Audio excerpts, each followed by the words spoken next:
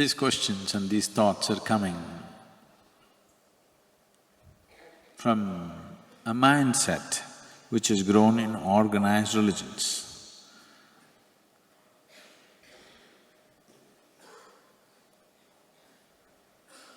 We are not talking about Shiva versus somebody else. Because that you refer to as Shiva includes all these things that you're talking about. Just one little dimension, this or that, they found out and they started talking about it and they became popular. I'm not trying to belittle them, they're all wonderful human beings who've done great service to humanity. But I'm saying, in terms of perception, there hasn't been another being like him. And perception is all that I value, and that's all you should value. Rest can be made up. Rest is just frills. So you're talking about Zen. What greater master of Zen than Shiva himself? That somebody comes, his own son, he doesn't get the point. You heard of Guiti, the Zen master? Guiti always did this. He'll be talking. People look at it, okay, why is he showing the finger to me? The thing is, he's always trying to say everything is one. This is the teaching. Rest of what I say is not important, this is the teaching. So there was a little boy, because in these Buddhist monasteries, Zen monasteries, little boys become monks, 4, 5-year-olds. So the little boy who's growing up in the monastery, he saw Guiti and, the boy takes to him. So this boy is going about. If anybody says anything, so Guiti watched this. He waited for him to become 16. One day he called the boy and he did this. The boy instinctively, because he's been doing it all over the place, he also did this. He took out a knife and chopped off his finger. And they say he attained. He suddenly saw the point, that it's not about one, it's about nothing. Shiva went further, long time ago. He came back from somewhere, he always carried a trishul. So trishul is a trident. He's always carrying the trident to show people there are 3 dimensions. Yourself, your way of being, what you know and what you do not know. And what you do not know rules, not what you know. So one day he came back after a long break. He's not seen this boy, his son. Now he's 10, 11 years of age. When Shiva came, this boy is carrying a little trident. With that he tries to stop him. He looked at him and took off his head, not his trident.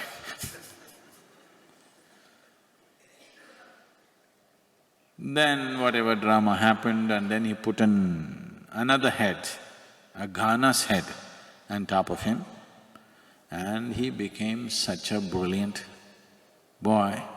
Even today in India, if people want to start education, anything, first thing is they will worship this boy, which that Ghana has become Gaja. A Ghana's head has become, instead of Ganesha, he's become Gajesha now. They kind of modified it and made it into an elephant head. But he became the very embodiment of intelligence and brilliance. They said there was nothing that he did not know. So that's the first act of Zen. So anything anything that you can talk of the world, talk in the world, nothing is left out of his life. He's so complex and so complete. And he did not have a teaching, he only had methods, that's the most important thing. Others have teachings. How many fingers can you cut? A method like this, can you employ? Can you go about employing this Goethe's method of cutting a finger? One boy's finger you caught and he got it. If you cut many fingers, you'll only have crippled people. Nothing would have happened. So, there is no teaching from Shiva, only methods. And the methods are 100% scientific in nature. He gave 108 ways and added another 6 and said 112 ways. 112 ways because there are 114 chakras in the body, 2 of them reside outside the physical body. He said, that realm is only for those who are beyond. For human beings, there are only 112 ways. And he showed clear methods as to how you can exploit these 112 dimensions of how this life is made. And each one, how you can… through each one of them you can realize. It's a beautiful story. When he was expounding the mechanics of life with the 7 sages, he had one witness. And that witness is not like Ananda Tirtha, she is Parvati. She's already realized. He taught her or he made her realize in a very intimate manner.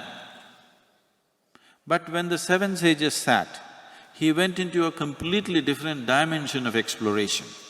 So it was interesting for her. Something that happened to her so simply is such a complex process. So as he went about expounding different dimensions, he said, there are 112 ways in which a human being can attain. She being a woman, she being realized, and above all, she being the wife. She said, why only 112? There must be more ways. He was looking at the mechanics of life, exploring things. He's not giving a teaching, he's not giving a philosophy. As he was exploring, he saw this as a disturbance. He waved it aside. He said, there are only 112. Because you are going through something and somebody makes a comment which is a personal comment, a whimsical comment. There are only 112. She says, I will find more. He said, you go and find. Then she went. She's already realized, she's trying to explore different ways to find it. After, they say, many years of sadhana, she came back. He was still talking to the Saptarishis or the 7 sages. She being his wife, she can come and sit beside him. But she came and sat one step below. She did not want the sages to know, but she wanted him to know that she's failed. She just came and sat one step below to indicate that whatever challenge she threw, she's failed. So she did not want others to know, but she wanted him to know. So there are 112 different ways. What Shiva is talking is mechanics of life, no philosophy, no teaching, no social relevance, simply science. Social relevance we add just to make it… rounding it off, otherwise it's too scientific. From this science, individual masters make technology out of it. He did not give technology, he just gave the science of it. The technologies that you are enjoying today, either in the form of a smartphone or a computer or some other gadget that you're using, there is a science behind it. That science is not relevant to you. You are only using the technology. But if somebody had not grasped the science, you would not have the technology. The algorithms that go into the making of a simple software is very complex. Sometimes you got your email in a coded form, did you see? You can't figure out, is this what I typed? It is all kinds of gibberish. But for somebody else it makes sense. Because of that, it is going. Now, here we are just using sound waves. If I speak, these amplifiers are just amplifying the sound that I create and it's traveling as sound waves. But suppose I spoke to you on a phone, then what I speak is not going as sound waves, it's becoming electromagnetic waves, going there and reconverting themselves. So when it's traveling from here, you speak on a cell phone, it's traveling from here to Bangalore, it is not going as sound waves, it's become something else. If you hear that, if you can, or if you feel that, it would be something totally different. But some other instrument once again converts it into sound waves the way you can understand. So what Shiva said is simply pure science. He's not talking technology. He left it to the Saptarishis to make the technology as it would suit the people who would sit in front of him on that day. Depending upon what kind of gadget we need, we produce that, but the fundamental science is the same thing, isn't it? Nothing has changed about that. So, I'm talking about Shiva all the time because it is the science. The tech is not important. It's the science which is important. Tech can be made up. Technology is a made-up thing. Because there is a fundamental science, using that we're making something out of it. Gadgets that are relevant today may be irrelevant tomorrow. Already it's happened, isn't it? So many things. So many gadgets that we thought were very valuable, no more valuable because new gadgets have come, but the same science.